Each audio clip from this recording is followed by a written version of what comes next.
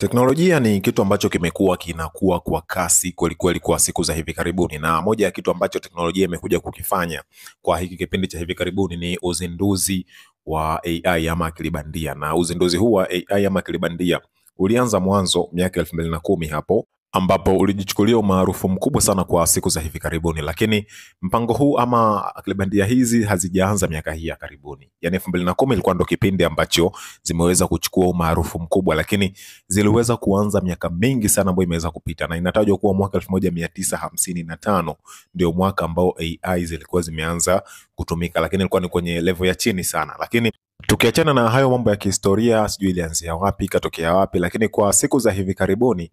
AI imekuja kuweza kuleta mambo ya ajabu kwelikweli ambayo yanashangaza. Na jambo ambalo limeweza kunifanya mimi nishangae ni kwamba sasa hivi akili bandia ambazo zimetumika kutengenezea maroboti ama maroboti yaliyotengenezwa yakiwa na akili bandia ndani yake yameweza kuwa na uwezo mwingine wa ziada na wa ajabu kidogo, kwani kwa sasa hivi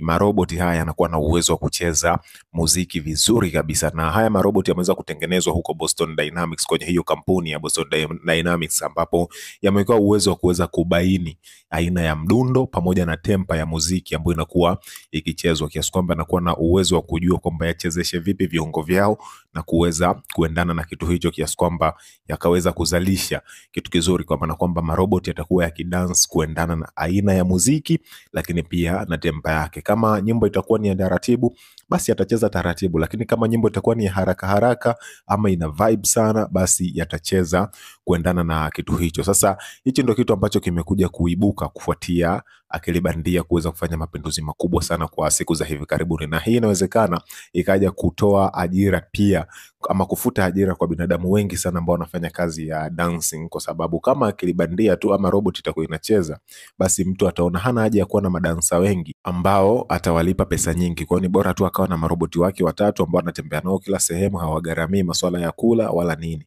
ila yakifika anatumbuiza na mambo yanaenda.